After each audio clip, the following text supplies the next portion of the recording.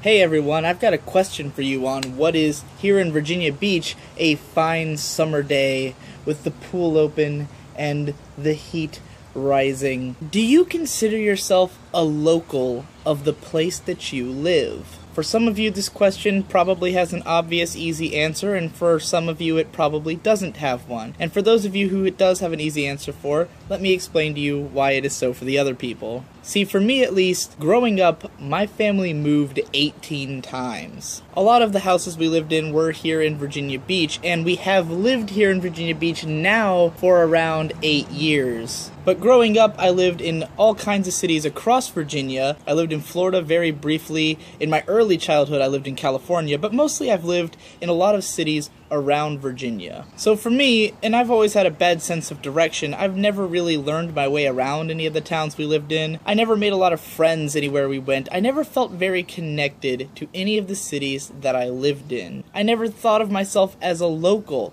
until now as an adult living in Virginia Beach. And it happened very gradually. Over the years, I learned this city. I learned my way around. I learned the kind of places here. And then once I became able to drive, it really expanded my horizons in how I perceive this town. Now I go places all the time. I learn about all these little stores that I might not have noticed the first time. Growing up, I had a perhaps undue sort of loyalty to big chains, like big chain restaurants, chain stores, because those were familiar to me. No matter where I went, those were there. But as I've grown up and started looking more into these things, I've realized that I was kind of wrong about how big some of these chains are.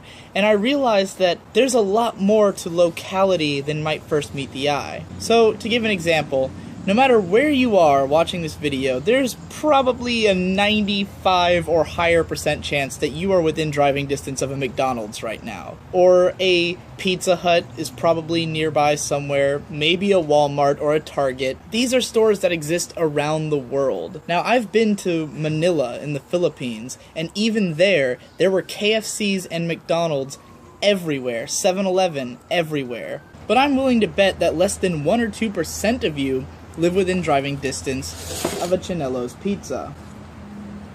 That's because Chinello's is local, but it's not local in the sense of like a mom and pop store where there's like 1 or 2 locations and you can reasonably expect to see the owner running the cashier when you go into the restaurant. It's not like that. It's only in Virginia. There's plenty of locations, I think maybe 20 to 40, something like that, but they're all across Virginia. So if you live in Virginia, you might have heard of Chinello's. They show commercials for it on the TV here. They've got deals for it in the paper here.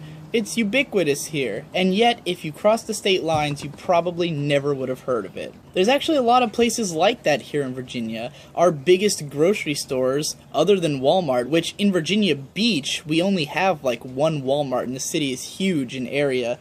No one goes there. We mostly go to Food Lion or Farm Fresh, or Kroger is a bigger one, but Food Lion and Farm Fresh, I believe, are semi-local. They're only like on the East Coast, northern half kind of thing, like in a couple states. And I never would have guessed this growing up. I just thought that all these places, if I saw it in more than one location, then it was universal. These aren't American stores, these are here stores. You probably won't believe this unless you live in one of these states, but there's a lot of states that don't have 7-Eleven. It just isn't there. I don't think there were any 7-Elevens in Montana, and I know there weren't any in Florida. They had a place called Circle K or OK. It was a circle with a K inside, and I've never seen those anywhere else. And I don't know how big of a deal this would even sound like to foreigners, but I think Americans have a high tendency to think of our country as very unified. We think that it's the same wherever you go in America, and it's not. America's very, very different depending on what state you're in, what city you're in, just in general. I mean, Virginia is a perfect example of a melting pot of a state. To give you an idea, if you go out west in Virginia, it's all mountains. The kind of people you're going to run into are largely rednecks, or hillbillies, if you will. And I'm not trying to stereotype them, but that's the kind of caricature you expect is what you will find out in the western part of the state. I've been out there, I have family out there, my family are rednecks on that side of the family, so I know what they're like. But over here in Virginia Beach, you're going to find an incredibly liberal, young city. We do have an older population here, but there is a lot of young people, especially in Norfolk, which is our neighboring city, which is the more bustling sort of city. Neither of these are big, mind you. We are in the, like, ranked in the 30s or so of the biggest cities in the States. I think we're number 31 here in Virginia Beach, which is a somewhat low number, but it's still a populated state. Our city has 400,000, maybe 500,000 people, so it's not like there's no one here, but we're not exactly a metropolis or anything. But my point is, Virginia has some places that are super liberal, super diverse, and other places that are completely the opposite. Thinking about locality really does fascinate me. Every Tuesday and Thursday at 2 a.m. my time, we do a show called The Pub Crawl on this radio station called Celestia Radio, an internet radio station. And I do this show typically with two guys, one of whom currently lives in Georgia, and the other guy lives in Australia. And there's a bunch of Australians who guest on the show. The original co-host was another Australian. And we discuss these sort of localisms a lot, where we talk about how different it is in America as compared to Australia, even though we're speaking the same language, we're into the same stuff, and our cultures overall are not that dissimilar, but the things that make them different are fascinating. I visited Manila in the Philippines for a month, and that was totally different, but at the same time, so similar, where there's the same kind of consumerism, there's the same, like, I spent most of my time in Manila in malls, really giant, epic malls, and they were awesome to behold, I gotta say. I love the malls there, but it was so weird to see that the people acted and just were completely different from the people in the United States. Different regards of money, different regards of work ethic, totally different in terms of like what kind of jobs they have, how much they get paid, how much their money is worth, and what they can do with it compared to here. That's a country where even just something as simple as knowing how to speak English is like a huge job opportunity opener, and not a lot of people have that. Here in the US, we tend to think of people as like everyone has the same potential, which is not true at all. I mean, there's definitely huge differences in privilege, but that's how our country paints the picture, is that we're all on a level playing field, and in other countries that is totally not true. It's also interesting when I talk to the Australians about how they just expect their government to be corrupt. Their government is so bad that they literally expect corruption, and they just laugh about it. I mean, they obviously resent it, but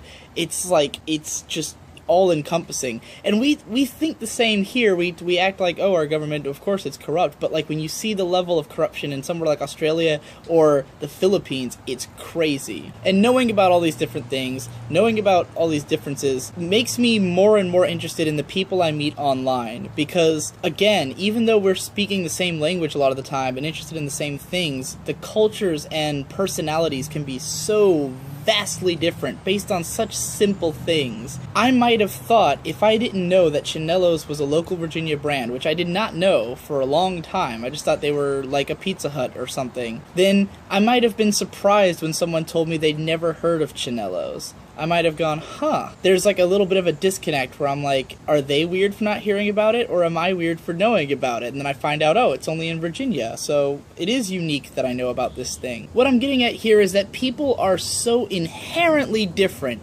Every person has so many different experiences that go down to the level of even where you are, the things you know about, the things that are around you. All of these things give your life a fundamentally different experience from all the other people that exist. And this fascinates me. It shows me that you can't ever expect two people to really be that similar, because there's just so much that's different between them. In the Philippines, pizza was almost considered a delicacy, because they charge the same price for pizza there that they do here. Now, a pizza, this one I just bought, costed me about $8.10, because they have a lunch special. If you go and pick up the pizza instead of having it delivered, you get it cheaper. So I got this for $8. $8 for a large pizza. sounds like a steal here. If I was using this to feed 2 people, that's only $4 a person. It's not bad for a meal, right? But the thing is, $10 can go so much farther in the Philippines that the idea of spending all that on one meal would be like if I went out and bought a $30 steak for myself. That's about the same equivalent of going to buy a pizza over there. So when I showed up in the Philippines, I had about $1,000 of spending money, and that carried me so far because $1, which was worth nothing to me, because back where I come from, then this dollar I could throw it away and it wouldn't be missed. But over there in the Philippines, I could buy myself a meal with it. You know, my money could carry me much farther than it can here. So I freely ate pizza whenever I felt like it, but that's not really normal. People over there can't afford to eat pizza all the time. It's a delicacy. And that's just so different. It weirds me out in a way, because pizza's such a big part of my life. I go out and eat pizza all the time. It's like just a thing I do. I love pizza. I have tried my hardest to find all the pizza places in town. And that was kind of something I did while I was in the Philippines. After about 2.5 weeks of being there, I got just really homesick for pizza, and so I started finding all the different pizza places to eat in the Philippines. There's like one sort of minor chain there where it was an Italian chef had come to the Philippines in like the 50s and established this like school, like a culinary school, to teach people how to make pizza. And so there's like this micro culture of pizza in the Philippines, but it tastes so different from the kind of pizza that you're probably used to, where it's more of like an artisan pizza, let's put it that way. The pizza that this place served was more artisan, and there were a few places like that. And then there was the Pizza Hut, which Pizza Hut in the Philippines looks like a nice restaurant. They have like the nice tablecloths, and like I think there were even candles on the table in one of the places. The Pizza Huts look really legit over there, because that's the kind of expense you're paying for it, is like for a legit restaurant price. Whereas over here, there's pizza places everywhere. Most of them are serving just, you know, whatever their casual recipe is, and it's usually pretty good. Personally, Chinello's is one of my favorite local places that delivers. At this point, I don't know where I'm really going with this. I just wanted to rant on about the ideas of locality and about pizza, because I like pizza, and I'm really curious to hear what you have to say. Do you feel like a local in the place you live? Do you feel like you know your town or your city well? Or do you feel like you never realized how different it was from the rest of the world? Do you think there's things that you've taken for granted, that you went online maybe and met someone and they completely didn't understand where you were coming from, and you didn't realize that it was something that was unique to yourself or where you live, that other people don't experience that and you thought it was normal? If you've had any experiences like that, please share them in the comments. I'd love to hear them. This kind of thing keeps me up at night.